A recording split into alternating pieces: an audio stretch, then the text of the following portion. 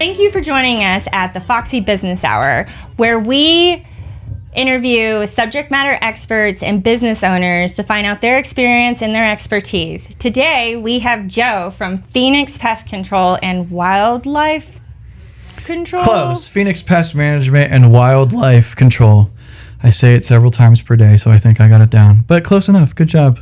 Well, it was right there on your shirt. It was, yeah. So it depends how you're looking at it. But so it was really good you didn't show up naked. It was, yeah, absolutely. Good job. Good job for coming in with your clothes on. It's a bit of a challenge. Yeah. We're good. We're here. Thank you very much for having me. How you doing? I'm doing good. How are you? I'm okay. I got a bit of a headache. We had a lot going on today at the business networking morning meeting, but here we are now. So thank you. Yeah, because you did your presentation. I did my presentation, 8-minute presentation, maybe 9-minute presentation. So first time presenting with the group. It was good. It's like I said at the end, it's like jumping from an airplane. It's an adrenaline rush. You know, whenever you feel the nerves in your stomach, I use that for good. I channel that energy rather than, you know, taking it inwards as far as fear goes. I'm just like, no, let that drive the ship. Let me jump from the plane. Let me have a good time and just, you know, get through it. So that's where growth comes from. I enjoyed it. Every time I do a presentation, I feel like someone just zapped all of my energy out. Yeah. Do you feel that way, or are you? No, I actually can't wait for it to happen because it's like waiting for the bombs to drop. You know it's coming, so I'd rather just do it and get it done and over with. But what's leading up to the presentation, that's when I'm nervous because so many thoughts are going through my mind, this, that, and the third. But with experience, you just talk yourself through it, and you know that this is a good thing. You've done it before, and you're going to do it again. Any mistakes you make, that's okay. Mistakes are beautiful because that's where growth comes from. So you should be excited to make a mistake. Not that I get out and I, make mistakes on purpose every day, but when the mistakes happen, I know I'm growing and I'm getting where I need to go. So it's all good. Bring it on. I can't wait for the next one. Yeah. But you've been doing this for a long time. Like, this wasn't I know you just joined our BNI group, but you've been in BNI previously, right? Yeah. So this will be 1, 2, 3. This is my third BNI group. The first BNI group I started in, I helped found the Revenue Raisers BNI group. We were off of Gulf to Bay Boulevard in 19. And then from there, my brother exited his BNI group. He was in Referral Masters, which is one of the largest BNI groups in, I think, like the world, if I'm not mistaken. Big group, intimidating group. I remember them when they started on the opposite side of 19 in Gulf to Bay, where my other group met. They were at like a little Holiday Inn or something like that. And they got so big, they went to Ruth Eckerd Hall. Kept growing. I ended up taking his seat. Then we ended up leaving. We were just getting very busy, so we wanted to keep it small and manageable, so we really didn't do too much from that point. But yeah, I had my experience there. And when Steve Barker, the owner of Phoenix Pest Management, when he called me and asked me to come over, first thing I did day one when I'm onboarded and being brought into the business is I'm looking for networking opportunities, and V&I, let's do it. Let's go. That's the way. Yeah, so here we are today.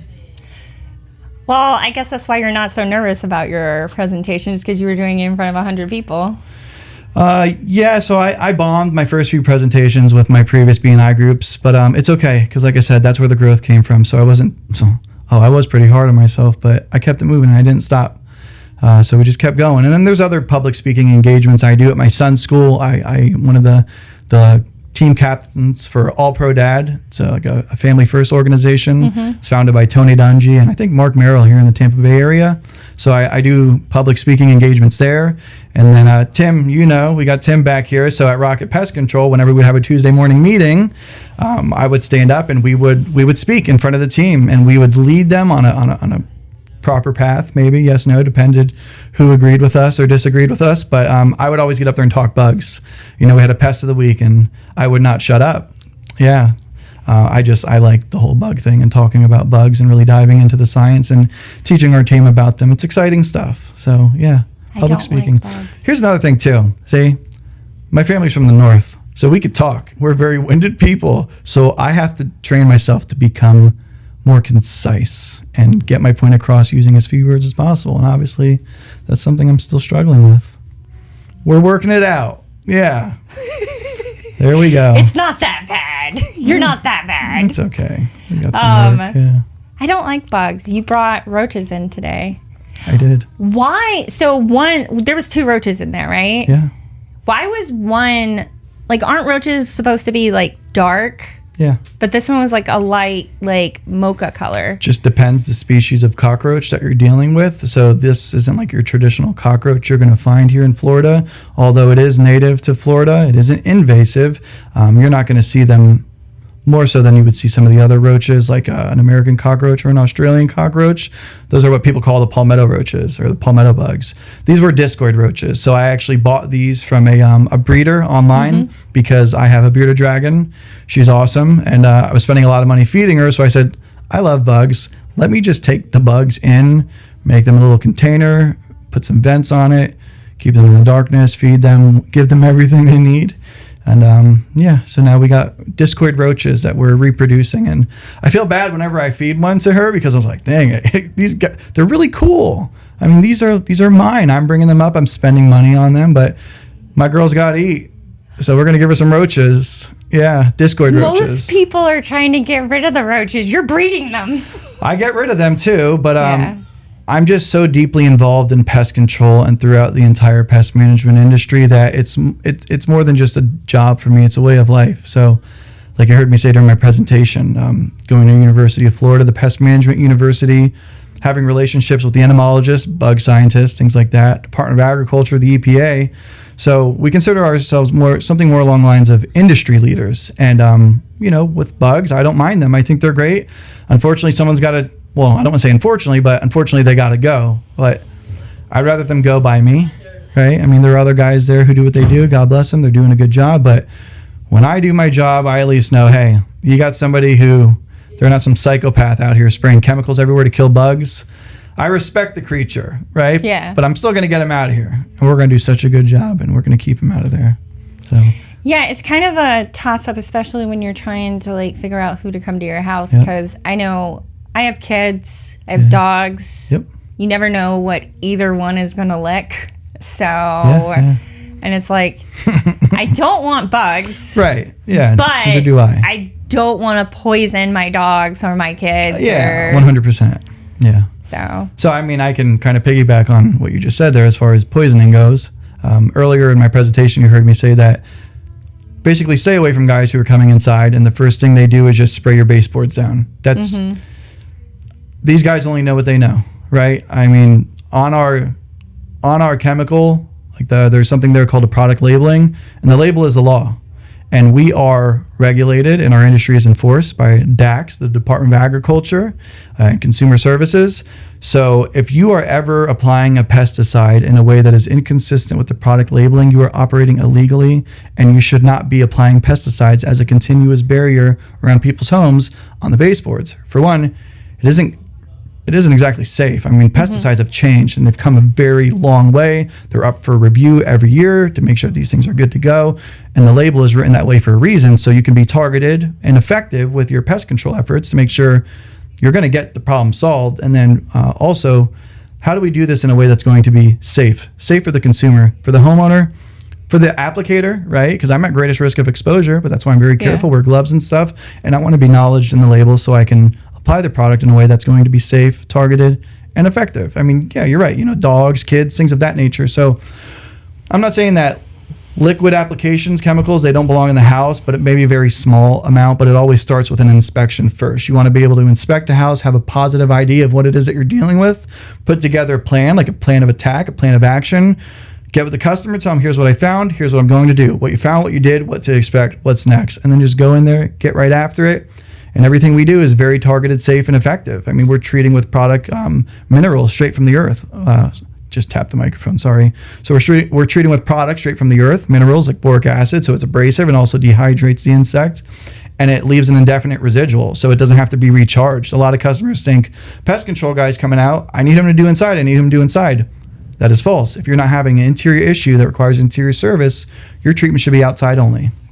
Unless you're a commercial kitchen or a place where there's high pressure of insects and you got to do a little bit more to keep them out. But ultimately, if you're doing a good enough job inside, then you should have been able to evict the pests that were living inside the customer's house, keep the fight around the outside of the house by doing your perimeter treatments. And even at that, we're treating with our backpack sprayer, but we're not going around like madmen spraying and putting product and spraying. I don't even like to say the word spraying. It's treating, because spraying is very vague and sounds a little dangerous.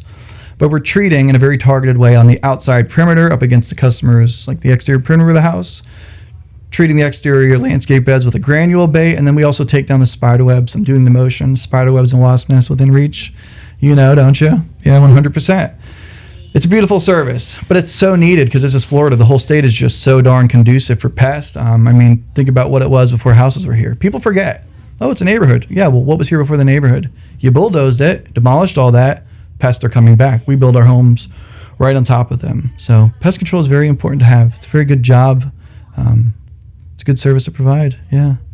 There I go. There's the talker coming out of me. Shoot. I don't have an agenda. I'm just shooting from the hip today. Yeah, that's exactly what we want. That's what we're doing. So when I moved into my house, I found the first time I had pest control come by my house, I found that I had this, it's like this system that was built with the house where you like, I guess, inject whatever. Sure.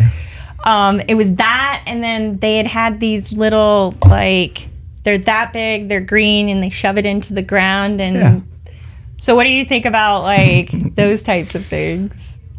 You ready for this, Tim? So I never want to knock anyone or anything within the pest management industry. That's the last thing I want to do. Everything has its place. So the first system you're talking about, that's actually the tubes in the wall pest control system. How do I do this carefully?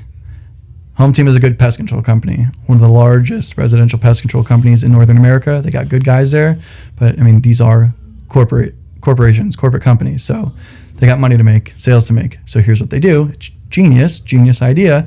They actually will send a representative out who works with the builders of these neighborhoods. So as the houses are being built, as you got the 2x4s and everything going together, you know, just the skeleton of the house, they will come through and then they will add the tubes in the wall system throughout the inner walls and the attic space of your house. And then once it's all buttoned up, they create the outer wall port, you know, kind of like an outlet cover or something. And from there, once the house is closed up and people are moved in, guess who's knocking on your door saying, hey, we're the pest control guys around here. We already have our equipment here. You're covered under warranty. Let's do this, that, and the third and get you going. And a lot of people are like, sure, whatever, I'm moving in, you're here. You mentioned warranty. Let's get it going. Okay. And then they get going. Hard to compete with them in that regard. But when you're applying an insecticide, and it's a pressurized insecticide that's blown through the system on the side of the house where the port is with air, it's just going to blow and disperse it. You don't know what you don't see. All right, yeah, sure, bugs can get in the walls and stuff, but there are better ways to treat. We do the outside, and on the inside, we're treating in a very targeted way to where what we doing completely surpasses and is far more superior than the tubes in the wall system because we're treating crack, crevice, wall void, plumbing voids, cabinet voids, attics, garages, things of that nature where bugs go to or come from. So you have to know the pests. Now, I'm not going to knock the tubes in the wall system, but I'm not a believer in it because I know what its intention, what it was intended for. Yeah. It's a foot in the door.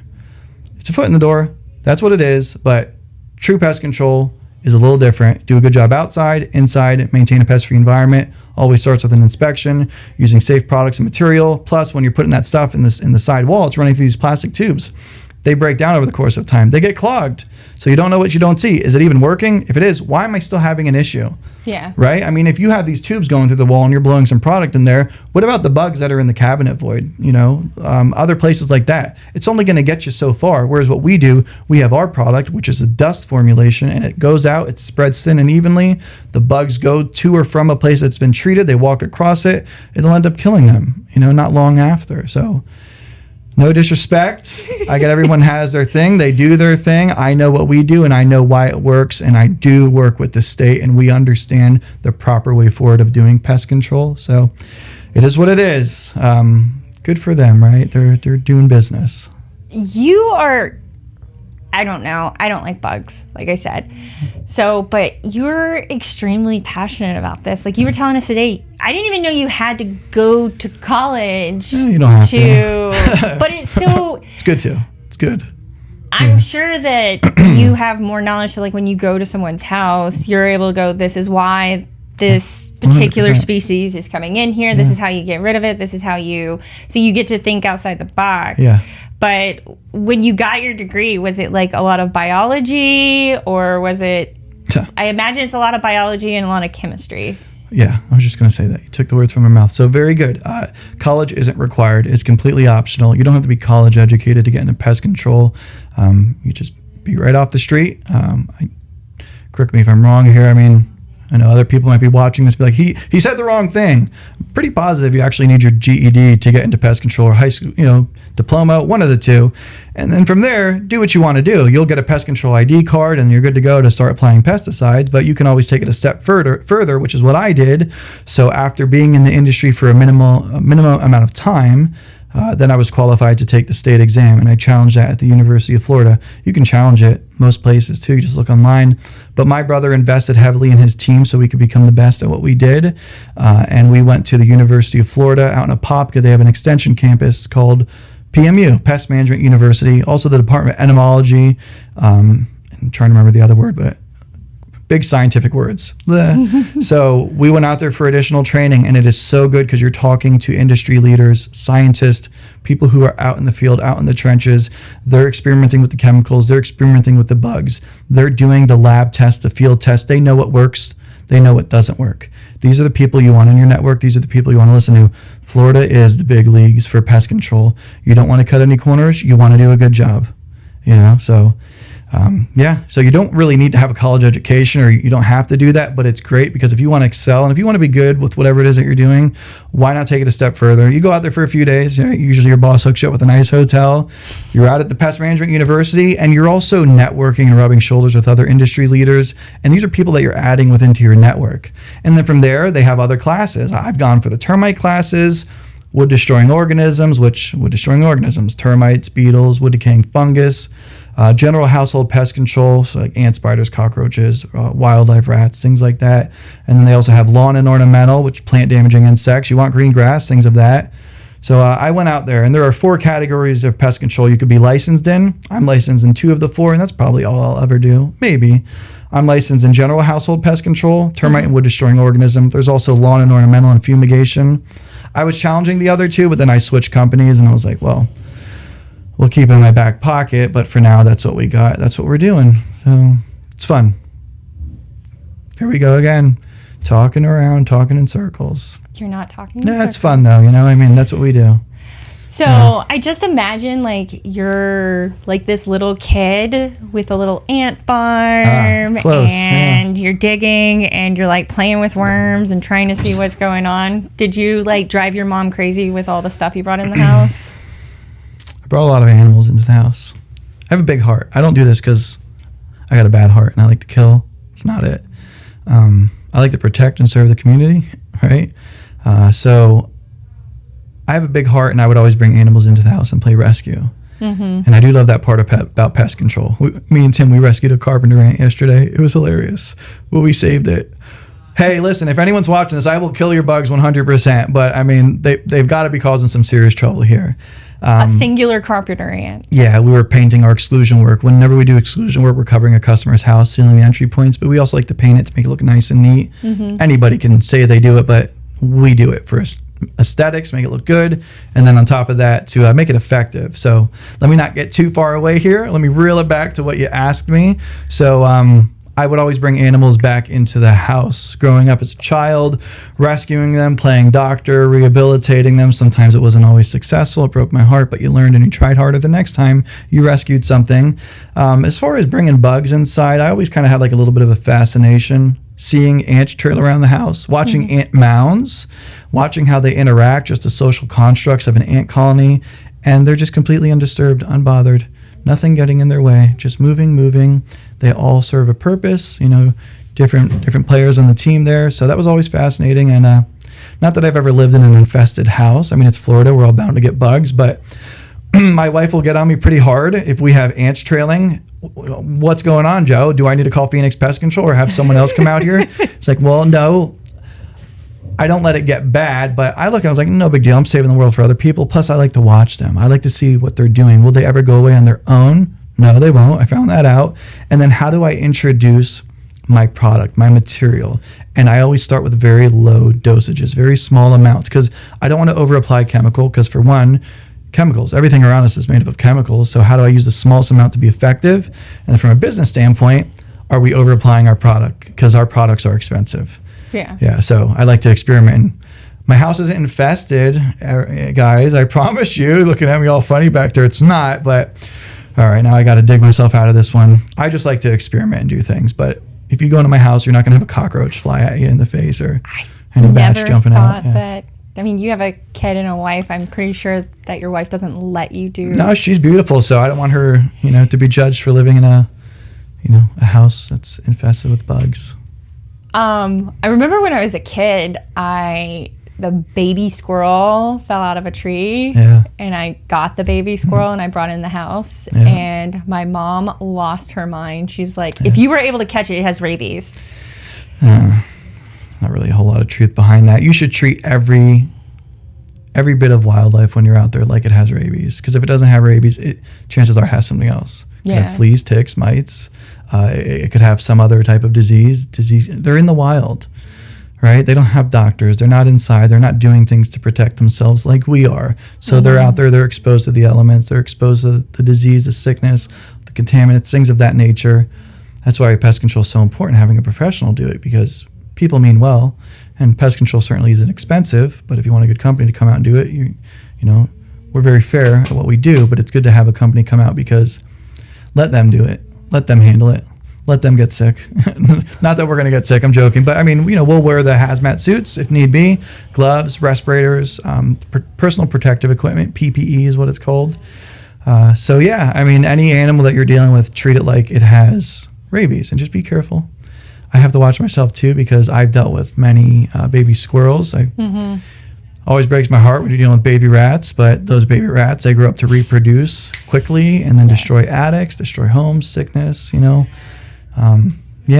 So there we go. Yeah, even baby raccoons. Love baby raccoons. We have a rehabilitator that we work with, so when we catch them, we release them, bring them back to her place, and she loves them too. So some of them she kind of hangs out with as she's rehabilitating them, and they're so cute, so friendly and amazing, because when you go there and you say hello to the raccoons, you open the cage, they jump out, they crawl around your neck.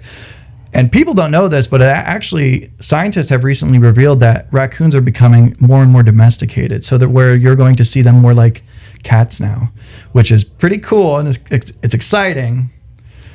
But I don't know. We'll see what happens next. I mean, how is that going to affect the pest control industry? I don't know. I thought that was pretty interesting when I heard about that. I saw the same article, because they said that evolution is making it so that the raccoons are cuter. And because when dogs first started to integrate with humans, what they would do is they'd stay close to the humans, but not be with them, and then they gradually went into. So we have cameras on the outside of our house, and there's this raccoon, which we call them trash pandas, but that's also because of a LARP I used to go to. It's a live action role playing.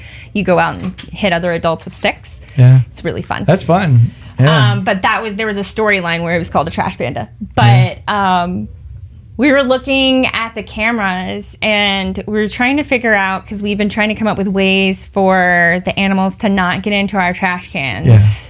Because I have kids, and they don't always tie the bags, and sometimes, we try to only throw away food on the night before the trash, but you're not always able to do that. Yeah, of course. And this is the fattest raccoon on the planet. This guy, they're using tools.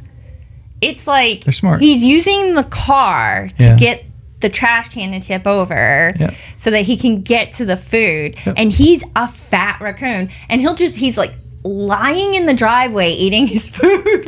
Hanging out. And he's just like on his back eating his food. And my husband goes, your friend came back yesterday. But we figured it out. Bungee cords. That'll help until they learn how to solve that problem, which they're very good at problem solving. They have the opposable thumb. They got hands a lot like us. So they're able to get in there, and they are problem solving animals. So they're very good at what they do. And sure, try the bungee cords, but eventually you'll have to circle back around and try something new. I don't like that you just said that. I thought we solved this problem. For now, you put a Band-Aid on it. So go from there. I guess he is pretty big, so maybe he's been one, we're not going to be the only trash can they go to, but right. Look, there's things that you can do if you got some space. Maybe you could put the garage pail something else until garbage night comes, and then throw it down there. But then there's only so much you can do, right? I mean, they're out there, they're part of the environment, so we have that pressure that's all around us, and they're out there, they're foraging, they're coming more into our neighborhoods, they're living in trees up high, they're living underneath sheds, living in people's homes, so they are part of the community. Well, don't people have them as pets too? Yeah, like, I heard that they could be like that they're pretty neat pets. Amazing little pets. I guess we can call them pets, yeah. Well, that's the trajectory they're going to is pets. Yeah, just pulling up some info here. So these guys are they're incredible. Yeah, when we go to the rehabilitator, they're funny. Some of them are so big and lazy, laying on a hammock. It's just like a little person sitting in there. Very friendly, very cute. But you can't approach every raccoon you see because they are very cute and they're very curious. But still, stay away. Be careful. I don't want to say they're good pets, because there's also a chance that they're not so good, right? I mean, treat them as such, wildlife from a distance, call in a professional. Yeah. I wouldn't so a dog, I'm going to go, oh, you're on the street, come in my house. I still wouldn't do that. A raccoon? I'm not going to do that. If I see something out there that's wild, I'm just going to call one of the guys from Phoenix, have them deal with it, or tell someone else, hey, call a professional. Even if it's a wild dog, I'm not dealing with coyote, whatever it is. Even if it's a stray dog, not going to trust an animal that's out there. Even a stray dog? I mean, I feel for it 100%. I do hope it finds its owner. Maybe I will try and call it in and look at it. Body language is big. We do that in pest control. When you're dealing with wildlife, you just want to really read the animal. You know the risk associated with them. Read their body language. Try and operate from a distance. Use your gloves, heavy-duty gloves, in case they do bite you. Same thing. Like I had I don't want to say wild dog. That would imply a coyote or a fox, but I had a stray dog running around the neighborhood and, running around, and I see it and I feel for it because I have a dog too, and I want to do the right thing. Hopefully if my dog ever got out, knock on wood, somebody would do the same. So, I'll read the dog's body language and see if I can look at its collar, but if it's aggressive and it's growling, see ya.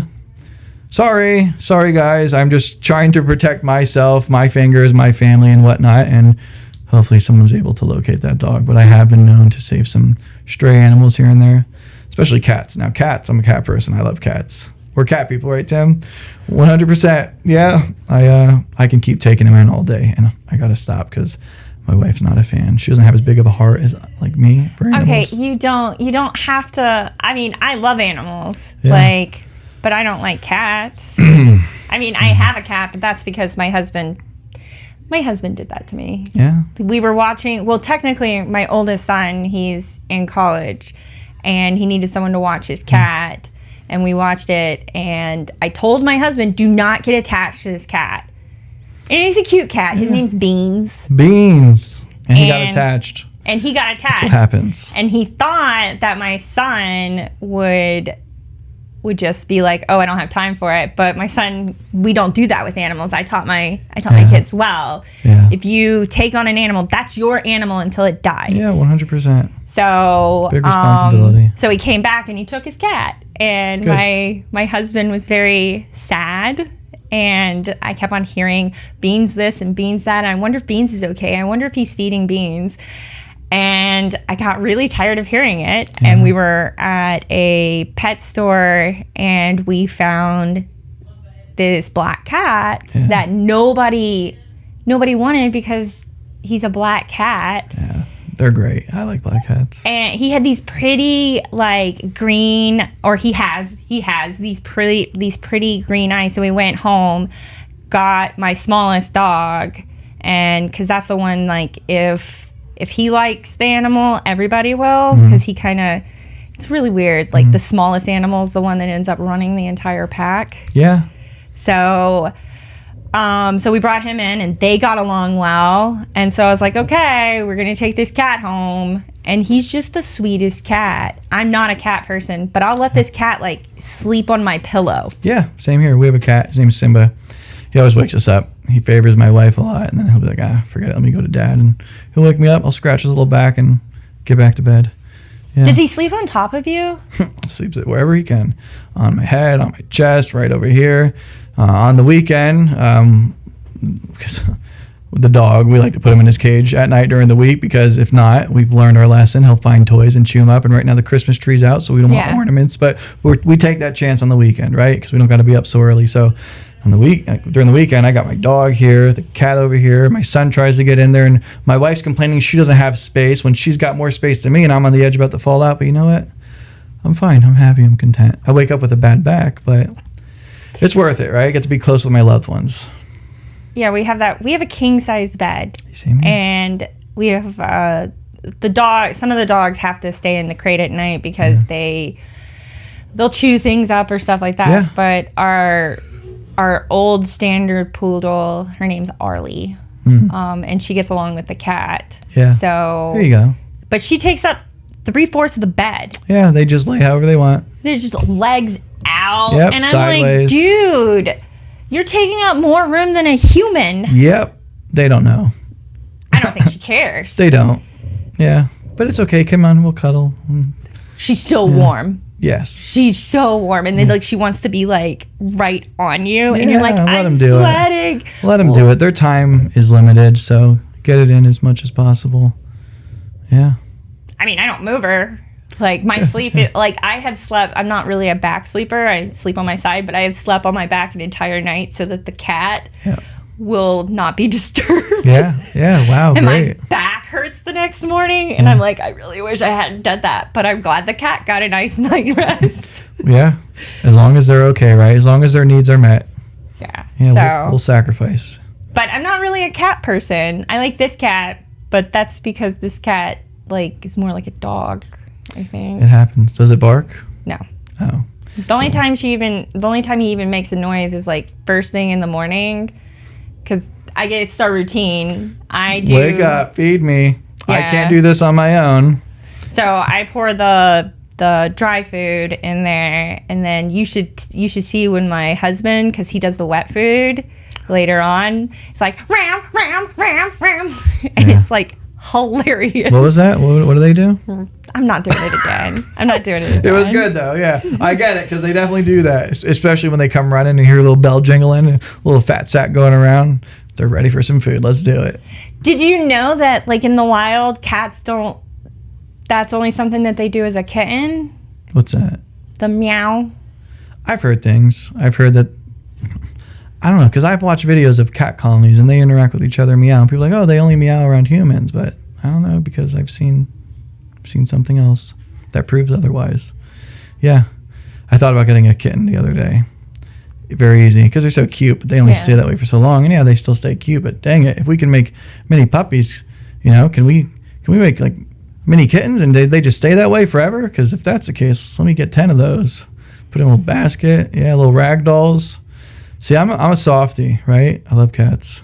Yeah, but the big cats are cute too. Like lions and tigers? No, like Florida panthers, bobcats? no, like house cats. Those like that aren't kittens. Those fur balls, yeah. Yeah, sure. I was looking. So since I got the cat, we've been doing like a lot of YouTube stuff for the cats and stuff, and they do like the best in show. And so my husband has this thing where he does like rap songs, and he'll be like, I can't think of one right now. And he'll like pick up the cat like this, and he'll like Lion do King. the like. Well, his favorite one's Missy Elliott, and he'll do like Missy Elliott songs, but he'll say it. He won't sing it. And then he'll go best in show, and then hand me the cat. Wow, I love it. But we were looking at it, and apparently they would call our cat a parlor panther. Parlor panther. Because he's all black and he has the eyes. He's Oh, a parlor cool. panther because he looks like a panther. Parlor panther. Parlor panther. Very cool. Make sure you get your animals spayed and neutered. I actually don't like none of my animals can reproduce. Yeah. I'm big on that. Okay. Like, Yeah. I used to do a rescue back Yeah. in the day, and I've like picked up dogs that were like from fighting and stuff like that, and so I don't if I can help it, I'm not going to go to a breeder or a puppy. Right, yeah. Or Same I'm going to here. get rescues. Yeah. That's across the board, like cats, everything. Yeah, I've done that myself. So It's nice, yeah, being able to rescue something that doesn't seem like it has a chance. Yeah. Well, cool. What else you got for me? So, I like your earrings, by the way. Turtle earrings. Yeah, my daughter got me these. Turtles are her favorite animal. Foxes are mine. Foxes. Yeah. Have you ever heard of, you watch Five Nights at Freddy's? You know about it? Yeah, I know about it. Oh, because there's a character named Foxy. Mm-hmm. Foxy's the fox animatronic. I love that. So, sorry, I just had a nerd moment. Supposed to talk pest control here, but I'm a real person at the end of the day, too, right? I got things that I enjoy outside of bugs. Yeah. Foxy. Hey, Foxy. How you doing? There's actually this fox sanctuary. Oh, wow. That my husband's going to take me to. Nice. Get me their info. I've dealt with foxes. It's rare. In the 15 years I've been doing this, I've only dealt with foxes once. So I'd like to know somebody who I can do business with. Yeah. Yeah. So he's going to take me down there, and I'm going to get to play with foxes. It's cool. They're cool. That's going to be my Christmas present. That's a great Christmas present. Enjoy it. Take lots of pics. I want to see it. And I want a business card when you come back. I will get you that. Good. Apparently you can adopt foxes too. Oh, no, you don't take them home. Don't tell me that. Oh, never mind. If I could take them home, sure, but no. Forget they take care of them, but you can get them toys and treats. And that's a tease. I want the thing living in my house. I want it jumping up on my bed, scratching at my door. I don't think your wife. I mean, no. She's gonna be watching this too, right? But I'm gonna tell her right now. I'm getting a fox. No, we're not getting a fox. I think you have to have, in Florida, I think you had to have a special license. Sure, yeah, of course, 100%. Yeah. Otherwise, I would have a fox.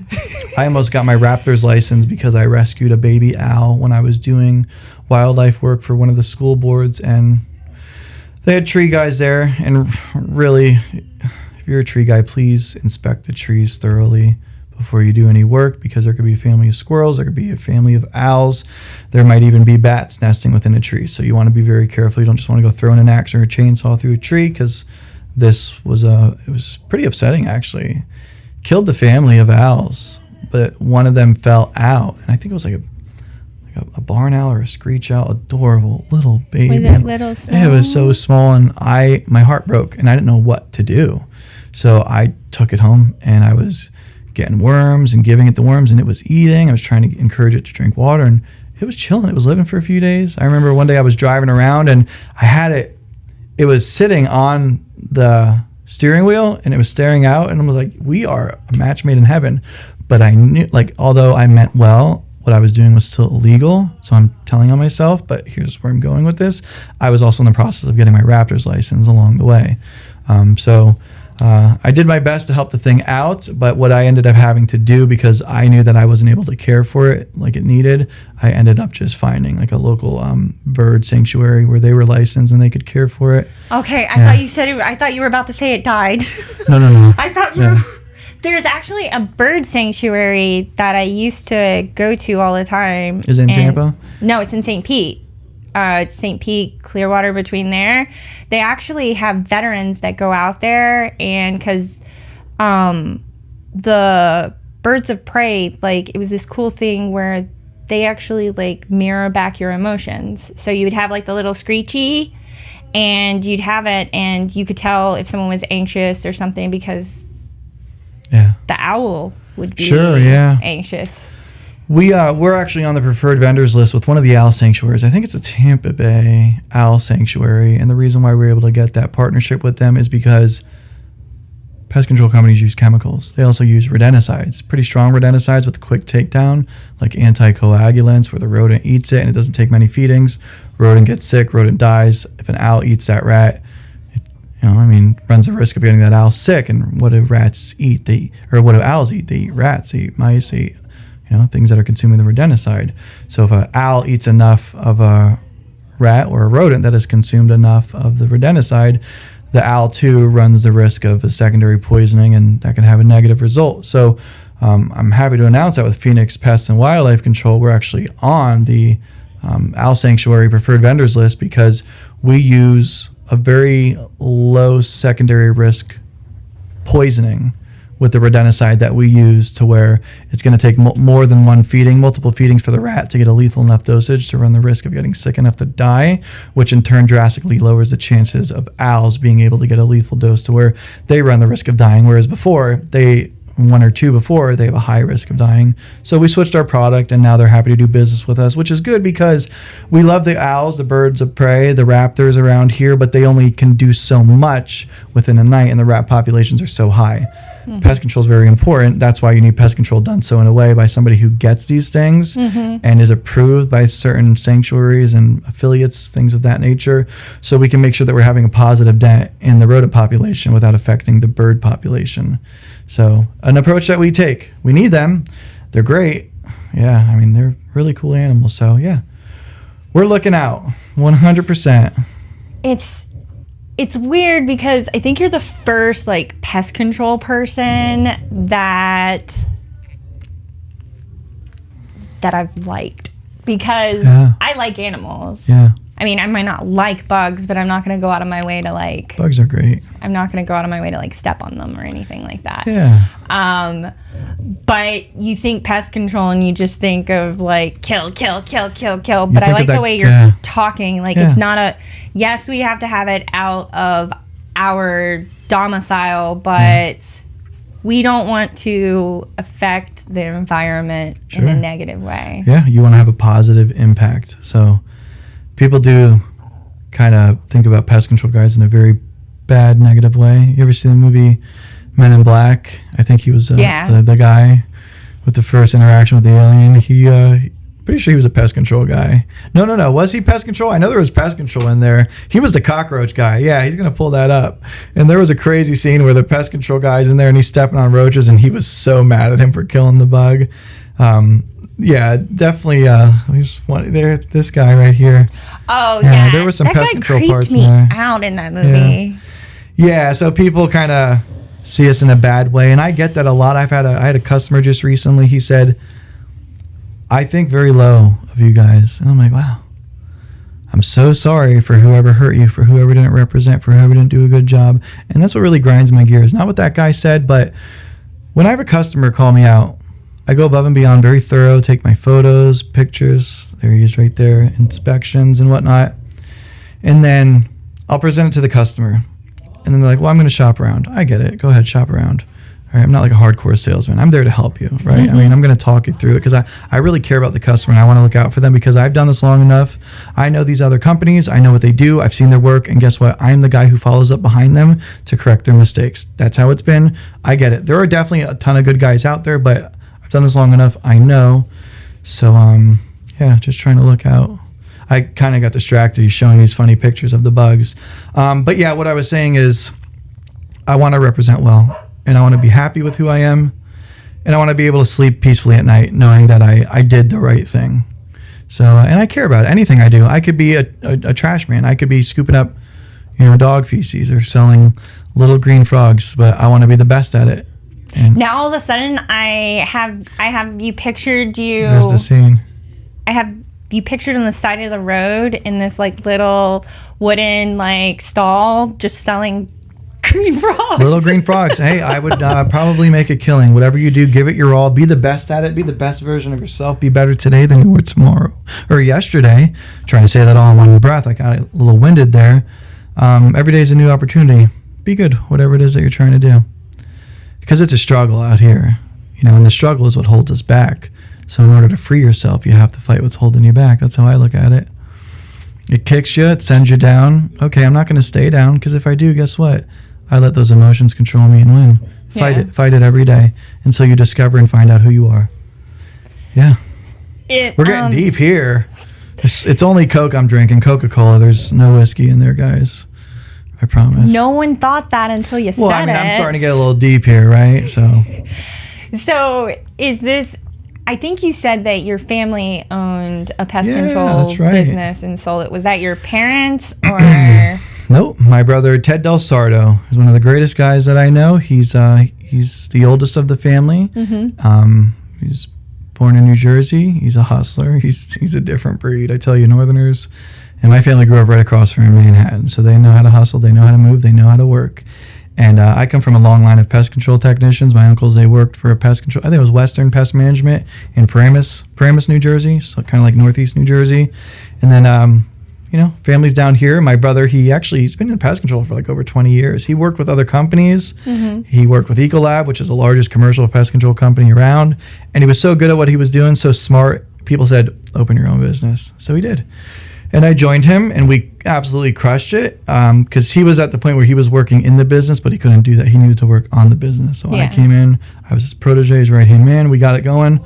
I was doing the networking groups, moving, shaking, hustling, do whatever I could do to keep us going in the right direction. And then it kind of got to that point where we were just kind of hitting the dead end. Didn't really want to grow it anymore. And he's a great guy. He's so much potential. He's one of the smartest guys that I know. And he's a dream chaser. So he's chasing his dream of becoming a pilot. And I want to see him win. I want to see him succeed.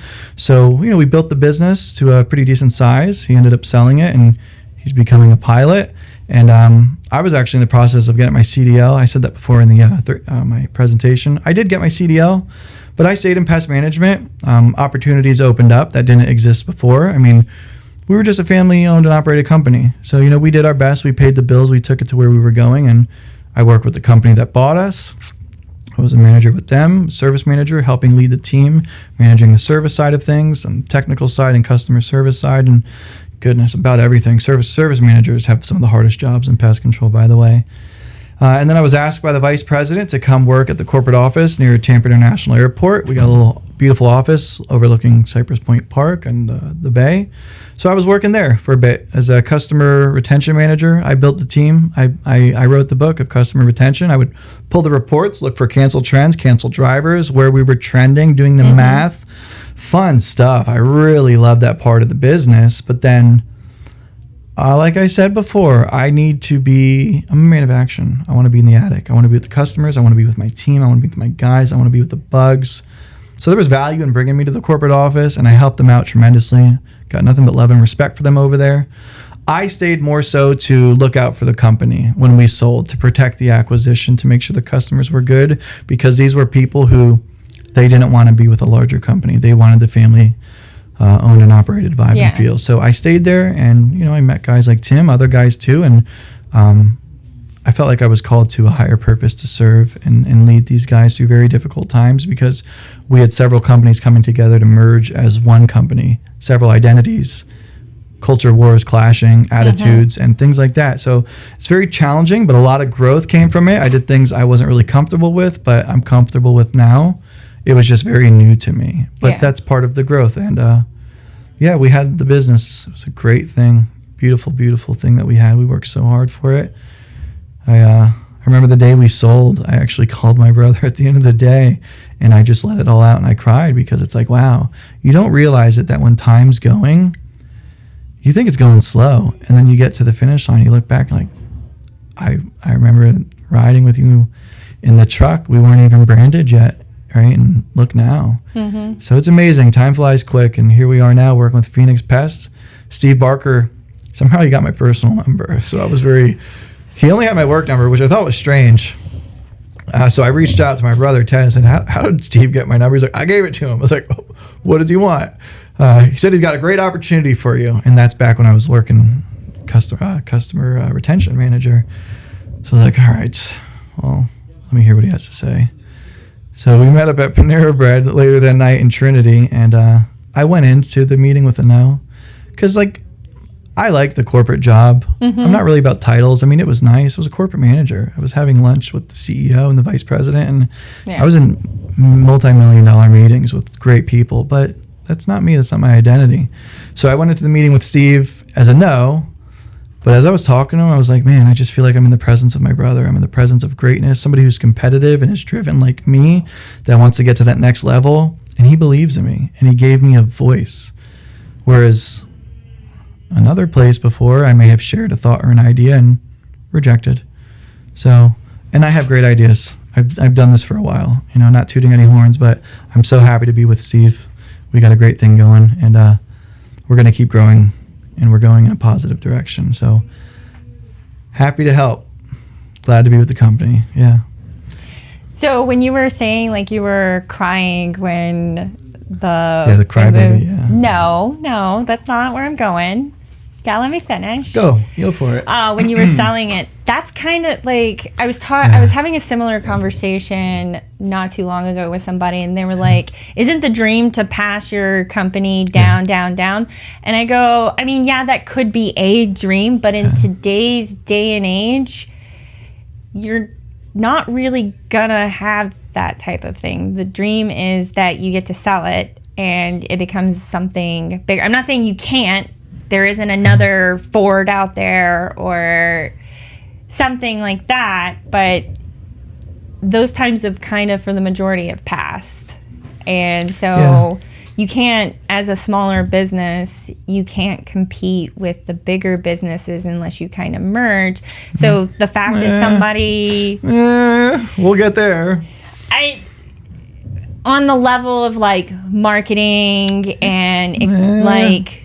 Some of those big companies are nationwide, worldwide. Yeah. So, and as you're expanding, you're going to have a hard time. I'm not saying you can't, but you're going to have a hard time doing the competition. Yeah. And in certain fields, like maybe yours, there's a little bit more of that could happen. But in other fields, there's like none.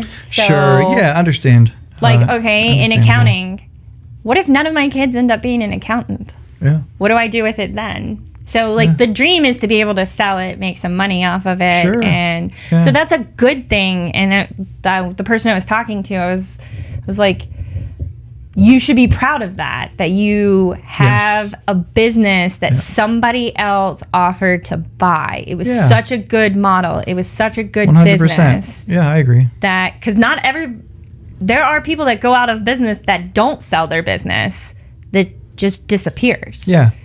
So so it is a bit of a success story. Definitely not a bit of a success story. It is a success story. Yeah, it's very hard. It's very hard to go into business, and I remember watching my brother work his tail off. Right, I mean, sacrificing a lot, and that's the fight people don't see. And a lot of people look at our family and say, "Must be nice. It came easy." No, you don't understand what we did, what we missed, how hard we fought. Literal blood, sweat, and tears to get to that point. They call it the J curve in business, where when you start, you're going down, down, down, down, down. And you're about to level out. This is where most people quit. This is where most companies come to buy you because they know this is hard. But then you start to trend and go up because you fought and you're doing the hardest thing you've ever done. And this is what makes or breaks people. So rather than run, we fought hard. And my brother gave up a lot to fight and get to where we got it. And what hurt, it was happy tears. We weren't hurt. We did it, right? We certainly did. But time is so precious and life is so precious. And I remember when my brother was just so young, had a full head of hair when he took me in, and by the time we sold, God bless him, right? You know, he's getting some more gray hairs in his beard and whatnot. So you grow with people and you fight similar battles and challenges. That's why I have so much love and respect for the guys I work with at the previous company, because we fought battles together that most people don't fight. We were in the trenches going to war and duking it out to be able to become the next greatest success story. So when we passed the family company, it was happy tears and a little worried because what we worked so hard to build, grow, develop, and maintain to keep, we're giving it away. And it was no longer ours, and I get that. But I was just concerned for the customers too, which is why I stayed. And then I looked out for them, which in turn allowed me to look out for everybody in the company. So it just kind of adopted some of that. The other acquisitions too, because here's how I looked at it. People who sold their company to this company, they were out. Like, they didn't have like blood working in the business. So I realized, what can I do to not only favor my family's acquisition, but treat everyone equally and evenly? And I was looking out for everyone, visiting, going to the customers' houses who are unhappy, providing them service, resolutions, problem solving, giving them my number, letting them know, hey, we're good.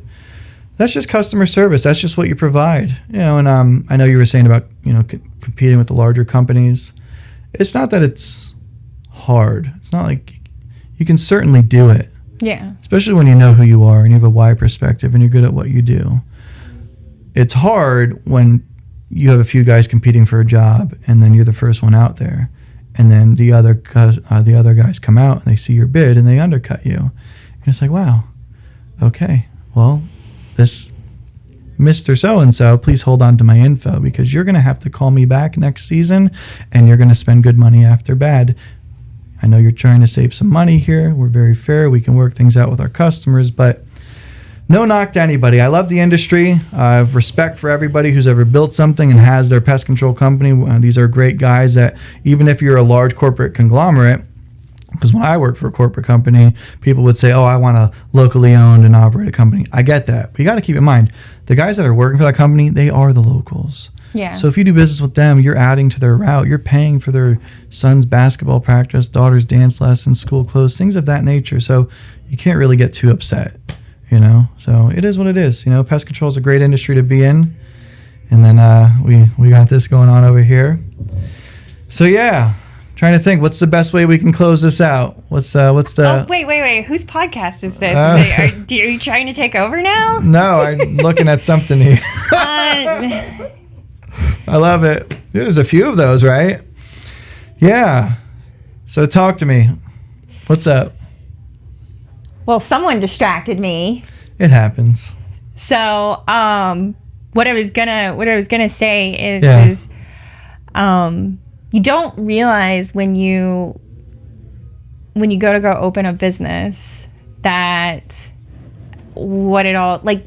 Okay, so I'm in the business of businesses, right? Yeah. I can tell you how to do something from an admin perspective. I can tell you all this stuff for a business. But when I started my business, I realized things like, oh my gosh, I have to do my own marketing. Yes. Oh my gosh, I have to do my own hiring. Yeah. There's nobody there. If you make a mistake, that's on you. Yeah, it's a beautiful thing. You can't so it's a lot. So I don't know. Like when you were saying like people put blood, sweat, and tears. Like when I started the company, I wasn't like trying to do like legacy or anything. I just wanted to work.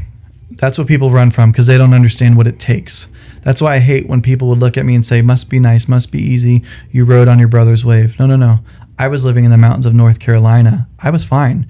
I said yes because I wanted to become more and I trusted him and I love family. So I knew if I took a step back, I'd take 2 steps forward in exchange for my work. And we did that. And it was very hard. And that's the thing that people don't see with business owners and people who get started. They're not willing to put that energy forward. They're not willing to wake up in the morning and do what we did by going to BNI, but they will go to their employer with their hand out and say, give me more, give me more. I get it. That's your employer. But what are you doing to help? What are you doing to grow the business? What are you doing to grow yourself? Don't you want to grow? That's when you realize there are 2 people in this world, 2 types. Either got it or you don't. And if you don't, give it a shot. Push through it, see what you got, but don't run away and just say, oh, woe is me. No, you can do it. I've had those moments too. I wanted to quit. I wanted to give up. I didn't want to go to BNI the next day. I failed an 8-minute presentation. I was humiliated and embarrassed, but I went back because I didn't like the way that made me feel. It made me feel like I was a quitter, and I'm not a quitter. So you just keep going. And yeah, running a business is tough, but so is anything else. I don't think it matters when you come into the business because I have a business partner. And she came in right as I was going into my 2nd year of business. Yeah. And I'd be willing to bet that she doesn't think that she does just as much, if not more, as I do. Yeah. She worries about it. It's her. Yep. Like, it's just as much. Yeah. So it doesn't matter when you come in. When you're running a business, you're running a business. It's gonna... There are weeks you don't pay yourself, but you pay everybody else. There are weeks where you're like... oh my gosh, this customer's complaining. Is this going to be the end of my business? Yeah. So there's nothing easy about running your own business. Yeah, it's nothing at all. But it's so worth it. It's so worth it. Depends on the day. When you get to go home and see your family and know that they're okay as you're coming home. We had a late night the other night. I mean, we were out in St. Pete in a crawl space, darkness, and we get home so late. And I was tired, but my son was so happy to see me. Saw my wife, saw the animals, woke up, made breakfast, kept it moving, good to go. You know, but then we got the weekends, and that's where you really get to enjoy the fruits of your labor. So you got to remember to pause, soak it all in, and enjoy what it is that you're doing. And it's not that business owners or people who are willing to do more are better than anyone else. I'm a firm believer that we all have access to similar opportunities, and that opportunity is the ability to say yes versus no, the ability to go versus run. You know, fight flight, whichever. So when your opportunity comes knocking, recognize it and get yourself through it. So, and everybody's needs and wants are different. I don't need a big mansion or a fancy car. I do want a nice car, and a nice house, but I'm content living beneath my means, living small, so that way me and the family, we can take a trip. We can go to a theme park for the weekend. We can go to New York City or whatnot. You want to live, right? But everyone's experience is different. So. Or go 4 times to Halloween Horror Nights. That's what we do. Do they just have like a season pass for that? Or do you get points for every time you go? That's another way I cracked the code. I remember telling people must be nice. You make a lot of money. No, because for a regular night admission, if you pay $40 more, you will have an unlimited pass for the first 30 days. And let's just do that. We're Florida residents. We love it. We wait all year for it. Have some fun. Live your life, right? And then your family remembers it forever. Especially the kid, especially my son Lorenzo. So how old is he? He's 11. He just turned 11 on November 29th.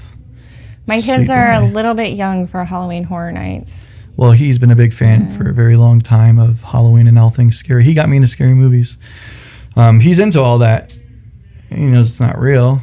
He's the one who really got me into Art the Clown, the Terrifier, which is crazy, but it's funny. So yeah, kids these days, they're different. They grew up on Five Nights at Freddy's, Poppy Playtime, jump scares. So to them, they love it. And I get wrapped up into that way of life too.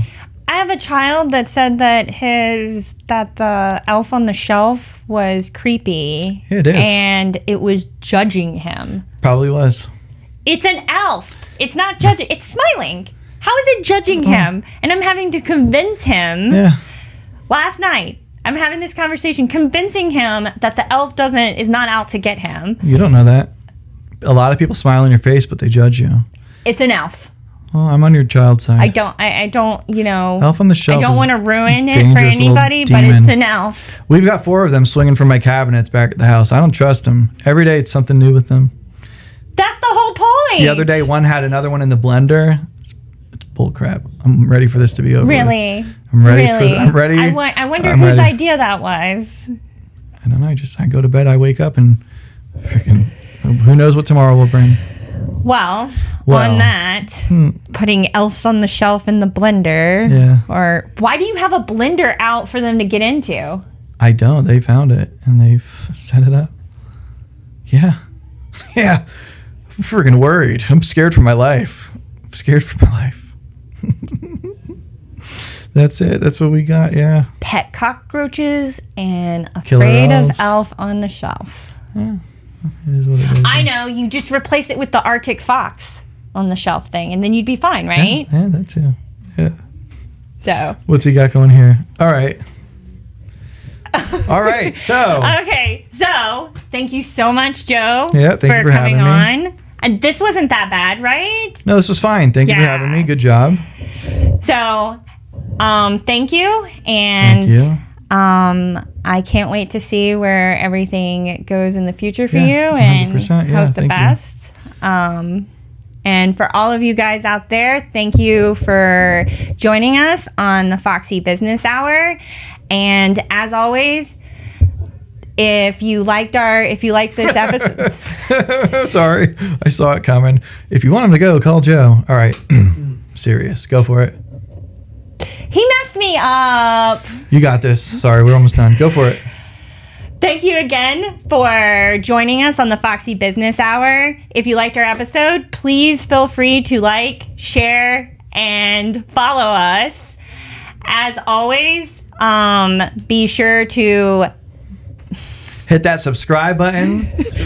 Like us, follow us, share. And if you want him to go, call Joe. What? What now? Thank you again for joining us on the Foxy Business Hour. Please like, subscribe, or comment below if you have any things that you would like to say regarding our episode. And as always, don't forget, keep it foxy.